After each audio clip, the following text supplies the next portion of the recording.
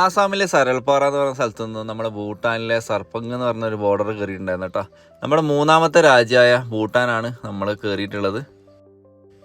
നമ്മുടെ വണ്ടി കൊണ്ട് ഭൂട്ടാനെ കയറാൻ മിനിമൽ ആയിട്ടുള്ള പ്രൊസീജിയേഴ്സ് മാത്രമേ ഉള്ളൂ കേട്ടോ. വണ്ടിയുടെ ഡോക്യുമെൻറ്റ്സ് കാര്യങ്ങളൊക്കെ വെരിഫൈ ചെയ്ത് കഴിഞ്ഞാൽ നമുക്ക് കയറാൻ പറ്റും.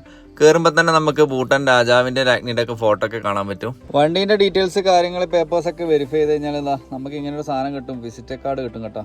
ഇതെന്ന് പറയുന്നത് 24 മണിക്കൂറത്തേക്ക് വാലിഡ് ആണ്. ഇത് ഇന്ത്യൻസിന് മാത്രം കിട്ടുന്നൊരു സംഭവം കേട്ടോ. അപ്പോൾ 24 മണിക്കൂർ വാലിഡിറ്റി ഉണ്ട്. അപ്പോൾ ഇത് മിസ്സാക്കാണ്ട് നോക്കണം. പിന്നെ രാത്രി സ്റ്റേ ഒന്നും അലോഡല്ല. 24 മണിക്കൂർ അല്ലാണ്ട് നമുക്ക് പോയിട്ട് വരാം, കുഴപ്പമൊന്നുമില്ല. രാവിലെ പോയിട്ട് വേണമെങ്കിൽ രാത്രി ആകുമ്പോഴത്തേക്ക് തിരിച്ച് കയറാം. അപ്പോൾ ഞാൻ അങ്ങനെ കയറിയതാണ് ഭൂട്ടാനിൽ.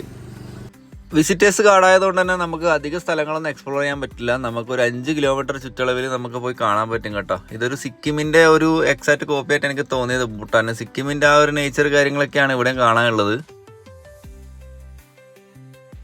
ഇവിടുത്തെ ബിൽഡിംഗ് ഒക്കെ കാണാൻ ഭയങ്കര ഭംഗിയാട്ടോ. എല്ലാം ഏകദേശം ഒരേ ആർക്കിടെക്ചറായിട്ട് ഫോളോ ചെയ്തിട്ട് അങ്ങനെ ഉണ്ടാക്കുന്ന ബിൽഡിങ്സ് ആണ്.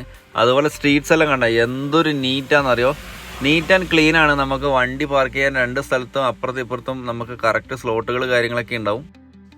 അങ്ങനെ സർപ്പങ് ഏരിയ ഒക്കെ ഒന്ന് കവർ ചെയ്തതിന് ശേഷം ഞാൻ നേരെ പെട്രോൾ പമ്പിലേക്കാണ് പോയത് കേട്ടോ. നമുക്ക് ഇവിടെ പൈസ എന്ന് പറയുന്നത് ഭയങ്കര കുറവാണ്. ഇന്ത്യയിൽ നിന്നാണ് ഭൂട്ടാൻ എണ്ണ വാങ്ങുന്നതെങ്കിലും നമുക്ക് കിട്ടുന്ന വെറും 65 റുപ്യ പെർ ലിറ്ററിലാണ് നമുക്ക് ഡീസൽ ഇവിടുന്ന് കിട്ടുക.